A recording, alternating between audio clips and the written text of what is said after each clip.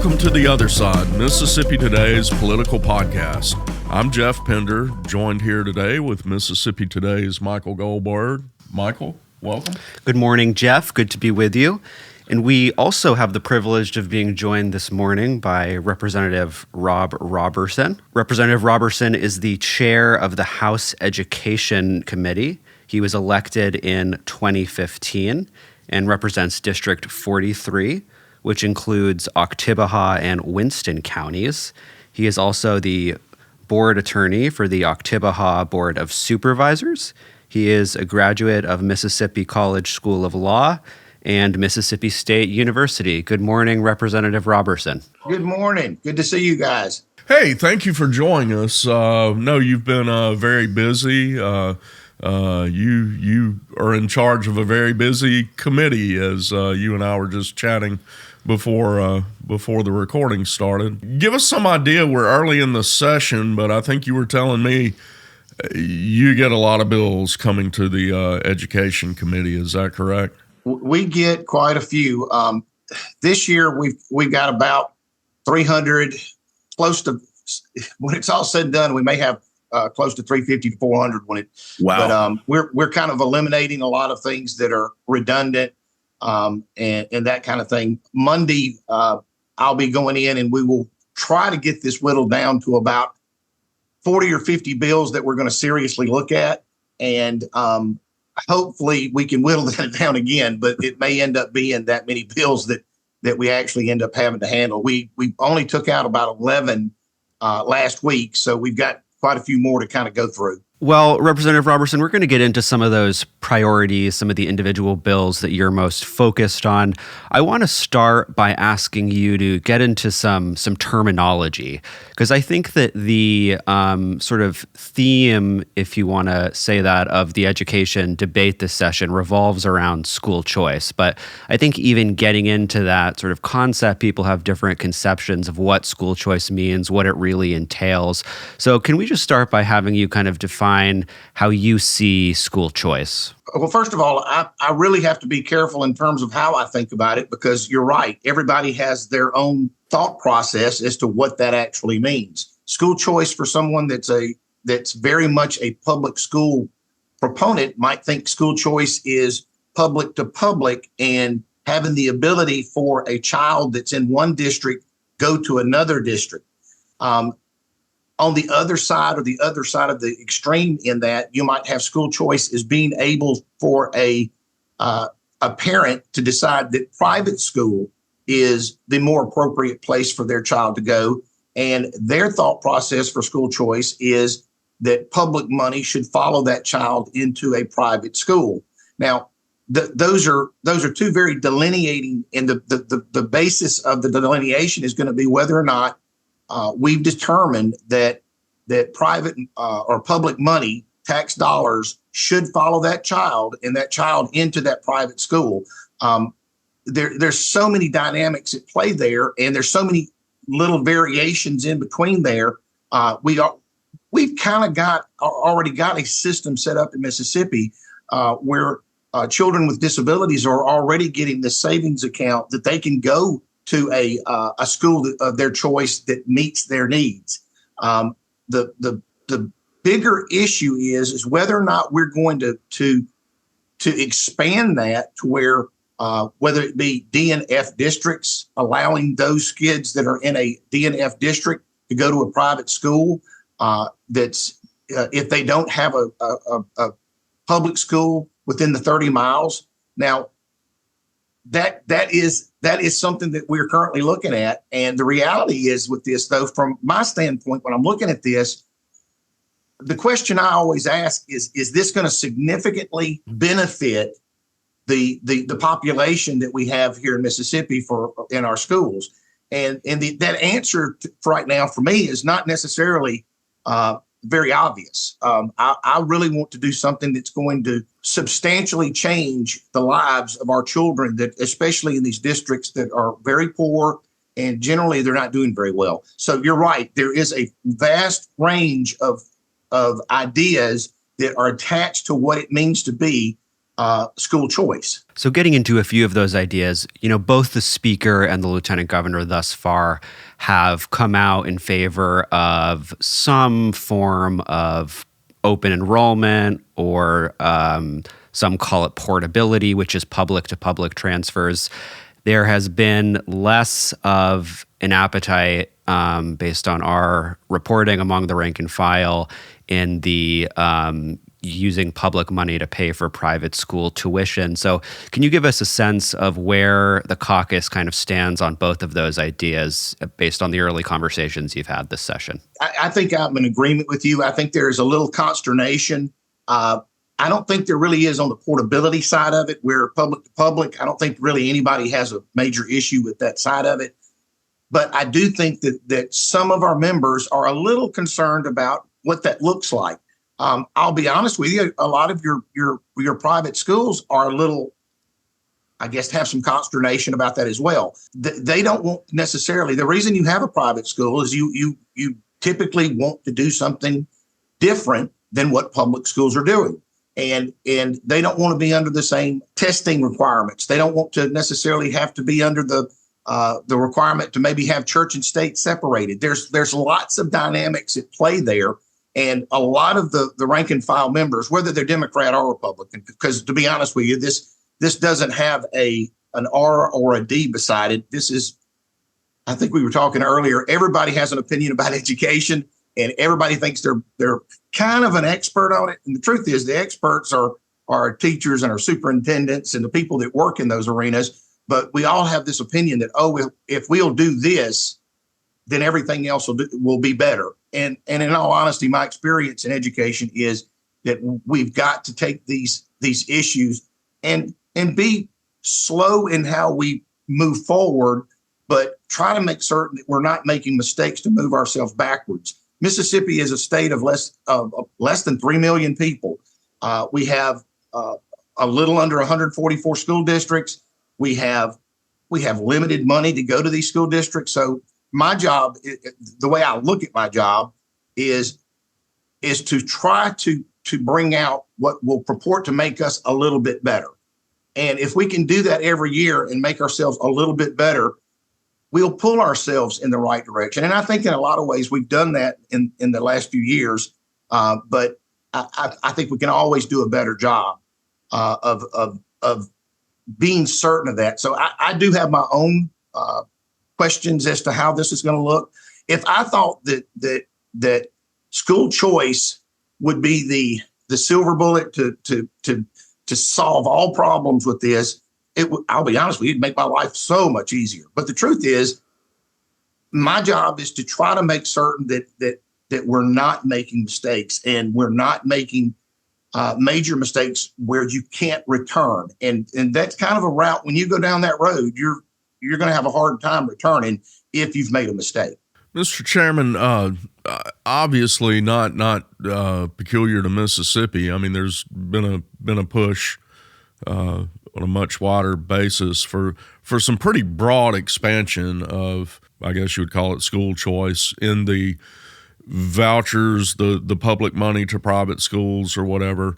There's obviously a push to broadly expand that, be it vouchers, be it ESAs. For this year, whatever shakes out from the legislature, I mean, do you foresee a broad expansion of that? I think we're going to have some expansion of that.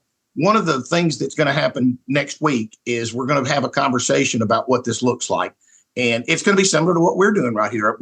When I go to my caucus, I'm going to tell them the good, the bad, and the proverbial ugly on this, and let them know that if we do decide to do some of this, there are going to be some issues in terms of, additional funding that we may need. The children that are currently in private schools, if we did a carte blanche deal where we expanded school choice right now, it would be a substantial increase in our education budget, because a lot of people don't understand this. Those children that are in private schools today, they aren't accounted for in our formula currently. So that money has to come from somewhere, and I'm not in favor of taking that away from our public schools as they stand right now. So that's a substantial increase. Now, what we're probably going to end up having a bigger conversation about is those districts in D and F areas that these kids don't have a whole lot of choices. The problem that you have with that, though, is if you're in the Delta and you're at a school that's a D or an F, there's really not a whole lot of choices, even if you had an ESA or even if you had that money to go somewhere else. So from my standpoint, I don't know that we're necessarily creating a vast solution, although it may be a piece of a solution. I certainly don't think it is the one that's going to basically take us over the top and give these kids another direction to go. Now, there is an argument that if the money's available, you may have schools that start to build in those areas and will come there. I don't know that I necessarily buy into that equation just because they haven't come yet. And we do have a certain amount of school choice in this state. If you're a wealthy person, you have school choice. If you're a person that can afford to send your kid to a public school or a private school, and you've got the dollars that you're willing to spend on that, you can go do that today. It's the children that from my standpoint, that don't have any choices, is the ones that we should be trying to defend as much as we can. And from my standpoint, those are the children that if we're going to have this discussion in terms of moving forward in that, we've got to make certain that they're not left behind. And I'm not leaving the poorest of the poor in failing school districts. I'm just not going to do it, because what's going to happen is they're just going to get worse, not better. One thing I think you touched on a minute ago too, there's also been a debate if we're going to send more public money to private schools, those private schools should have to meet the same accountability standards. And, there's been some pushback against that, as I understand. You're exactly right. My mama used to tell me when I was growing up that what's good for the goose is good for the gander.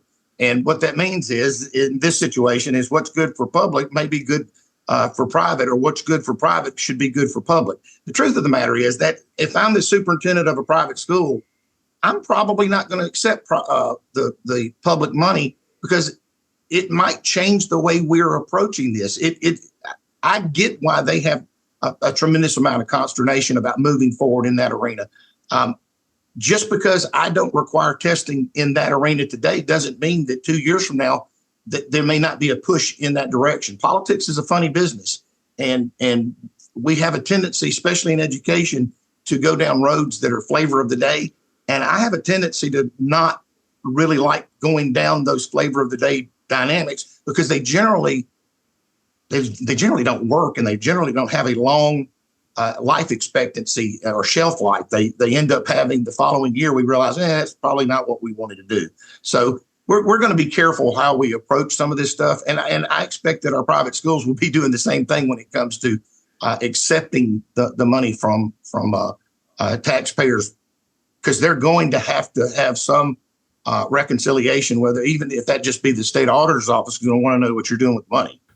Someone mentioned to me here recently, there seems to be an overarching assumption that all private schools are better than all public schools. And in Mississippi, that's not the case, correct? I mean, we have some really good private schools, but we have some that are maybe not so good, correct? Listen, I will put my school here in Oktibbeha County against any school in the state, and that's public or private. The reality is we've got some really good teachers here in our area, and we've got some good teachers in private school. I'm certainly not throwing rocks at them, but I kind of take issue with that. A lot of times people send their kids to private schools for lots of reasons. They may have a child that wants to play sports that may have not been good enough to play in the bigger school at their public area.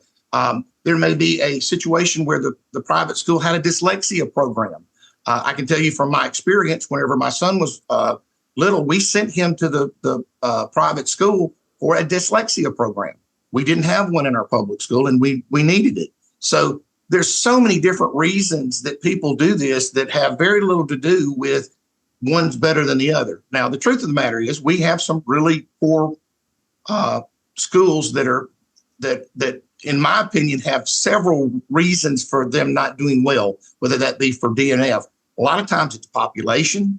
A lot of times it's losing population. It's a continuing loss of the job market in that area. And you can't run a school. The smaller your school gets, the fewer the kids that you have. It's awfully hard to run a school with 500 kids and try to keep a certain level up. So the truth of the matter is, I think it's a misnomer, and there's usually not a private school in that location as well. So in that area, to suggest that a private school could even survive is probably not fair either, because the population's just not large enough. Just going back for a second to the open enrollment conversation, you mentioned high-performing school districts, and a few minutes ago you discussed kind of the consternation that any changes to these policies can invoke. You have, coming into this legislative session, some high-performing school districts putting out, flyers talking about concerns, changes to school culture. Some of your colleagues have been quite candid about what they believe the subtext to those sorts of claims are. I'm just sort of wondering, from a sort of an enforcement perspective, can you talk through, I believe Representative Jansen Owen has a bill that addresses this open enrollment issue. How would you ensure that both on the front end and on the back end, that if a student wants to transfer from public to public, they would be able to do so without either the school they currently attend or the school they'd like to attend stopping them? The school that they're currently in, in the law, it's going to say that they cannot stop the child. Now, here's some guardrails that we've got to be careful with. If that school that child wants to go to is already full, or there is a reasonable reason that they are not going to be able to accept children, then we're not going to force them to take that child. It's almost impossible to put guardrails up there that will make certain that child is being treated fairly, except for the fact that we're going to try to put MDE on notice that I have no desire for these schools to go out here cherry picking. When I say cherry picking, I mean going after the football star, going after the kid that makes the best ACT. Now, here's the truth: we already have that going on today. Some of this already is going on, and you cannot. It's awfully hard to keep bad actors from doing that. But the more this becomes a policy statewide, some of our school districts are going to have to be careful. They could potentially open themselves up for a lawsuit if they are doing things that would suggest that they're only accepting the kids that are, well, here's the reality in Mississippi that we've dealt with for years, from a racial dynamic, from we don't want to take anybody unless they have an ACT score of whatever that cutoff scale for them. Right. I think we have to be careful with those types of situations, and we're going to have to figure out, and this may be a learn as we go type thing, because we come back every year. If we make a mistake on this, I'm a firm believer we can come back next year and tighten this up if we need to. Are we going to catch all of the nuances here? Probably not, but we're going to try, and we're going to sit down with the superintendents, and we're going to sit down with our Dr. Evans and have this conversation about, what are some of the guardrails that we could put up here to ensure that we're not having some unfairness go on here. I don't know that we're going to be able to achieve perfection with this, but we're going to certainly try to make certain that we're reeling this in as much as we can. At the heart of public education policy debate in Mississippi, typically you'll find funding is a key. What do you foresee this year? We have a new formula, year-old formula. Do you foresee meeting that formula, increasing the the K-12 budget, and also that brings up questions of teacher pay. What do you foresee on that front? I haven't seen a major movement for teacher pay. We do have some bills on the table that we're looking at to make certain that the school nurses and some other dynamics of people that are working within the school district to make sure that they are able to get paid what they should get paid in those arenas. I doubt very seriously we will have a teacher pay bill coming out this year. That's always something that we're thinking about, and that's always something that's at least from an education chairman standpoint, that's something I'm always looking at and trying to chase. It's awfully hard to chase a moving target, as y'all well know. The Southeastern average for teachers is continually moving, and it's really hard for us to keep up with it, to be honest with you. The reality is that we just have to try to do the best we can. One of the things that I would really like to focus a lot more of our attention on is on the IHL budget side, though, and making certain that when we're teaching our teachers, we're teaching the things that will help them be successful in the classroom. And I think that's a conversation that's probably well overdue. Now, you're going to get pushback from your universities and colleges sometimes for that. They think that you're getting too involved in what their job is. But the truth of the matter is, I mean, until the last few years, we weren't even teaching teachers to teach to read. That was mind blowing to me when that was brought to me. But some of the IHL people are getting a handle on that better now. But I think we're going to have to, as legislators, make certain that those are the types of things that are happening. I don't believe a teacher leaves the teaching profession, and I could be wrong about this. I'm certainly no expert when it comes to reading people's minds, but the bulk of the teachers that I talk to, these are people that spent their entire lives, number one, wanting to be a teacher. That they have a passion for it. We're losing these people within the first 5 years. I mean, a lot of your young teachers, within that first 5 years, they're going, "Oh, this is not for me." Well, a lot of that's because they haven't been trained. A lot of that's because they've been thrown in the classroom and they didn't have the supervisory person helping them be successful, training them. Whenever I became an attorney, law school didn't teach me to be an attorney.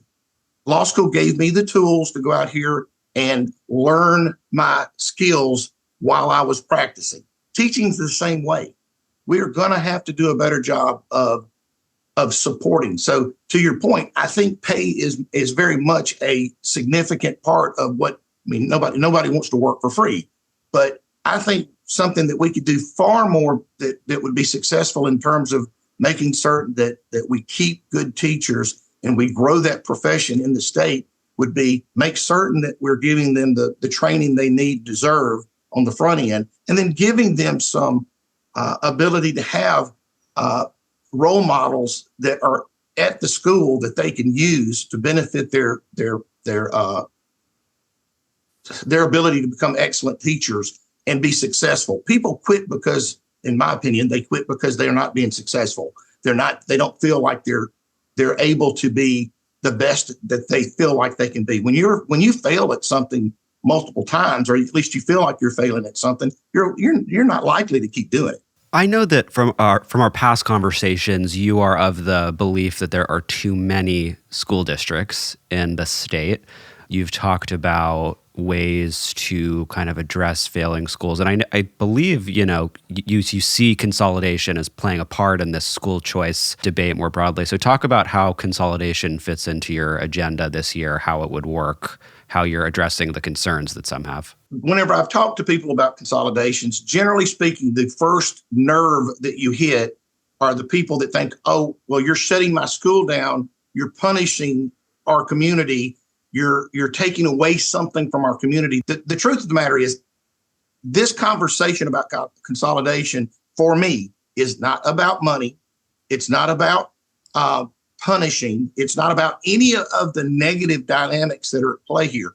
I had a conversation with somebody. We actually put two particular school counties on the hot seat, this year to have a discussion about what's happening. One of them is where I grew, where I was born. Greenville is where I was born, and I have family that still lives there. One of the superintendents I heard make a comment that if this is going to hurt their culture, their community, it's going to do all of these things. Well, here's the problem with that kind of thinking. We know what they're doing today doesn't work. I think Washington County has 4 school districts right now. They have had a loss of population. And, 40 years ago, 35 years ago, there may have been a population that could keep those schools afloat. But when you're losing population and you're constantly being in that D or F grading over that time period, you're going to naturally continue to lose people. And one of the arguments constantly is well, you're not putting enough money in a particular school. Well, if you've only got 500 kids in one of those school districts, there's probably not going to be a likelihood of that school district being able to afford the things that they need to afford. Because not only are you getting the money to run your school from the state, you've got the $6,500, $6,800 base, and then you have the weights that we put on that from the state. But then you also have the tax base that's coming from that community.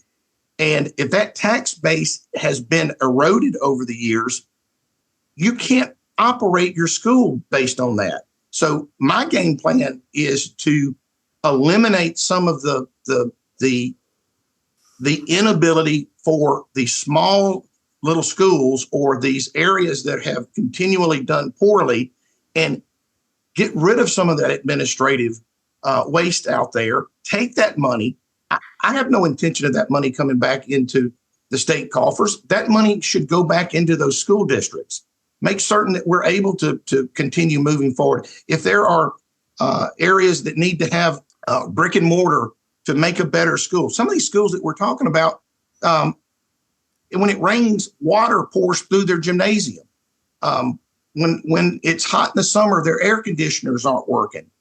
Now, we can't expect children to learn if they're sitting in a rainy or hot room or cold room, or their cafeteria doesn't get out, is not able to get the good hot food out for them to eat. Because sometimes a lot of these kids, especially in poor areas, they may have all of their meals provided for them at this school. And so from my standpoint, this is about taking a real look at what it is that we're trying to achieve, accomplish, and what's the goal. If the goal is educating kids, instead of making certain that the football team is the state champions, I'll be honest with you, I'm proud for all the schools that have state champion football teams. That's great. I want a state championship spelling bee coming from there. I want these kids being able to go get a job, become reporters like you guys, and become attorneys and become doctors, and you know what, become an electrician, do whatever they want to do. But we're not giving them that ability whenever all we focus on is, we're more concerned about the superintendent losing his job than we are what future job that child's going to get. So I'm going to be pretty tough when it comes to pushing forward with this, not because I'm trying to harm these areas. I'm trying to push forward because it just makes sense. Well, I think we're coming up pretty close to time here. I just wanted to, close by asking, unless Geoff has any other questions. I believe we just wrapped up week 3 of the legislative session. It feels like week 33, to be honest. What can we expect as far as the timeline is concerned for advancing some of these proposals you've discussed today? Give our listeners a sense of what they can expect in the near future. Next week is going to be big. I'll have a lot more answers in terms of what we're going to able to push forward. So I guess I'd tell you that by Thursday, you'll see a pretty good indicator of what we're going to be able to do. I'm not bringing out anything that I honestly feels like is going to fall flat on its face. And that's every chairman. No chairman wants to walk out there and lose a bill on the floor. You guys know how this goes. We don't typically want to embarrass ourselves. However, I'm not beyond bringing something out there that is controversial, even if it's just to have the conversation. my mind does not operate in the sense of this is all about politics. It's not.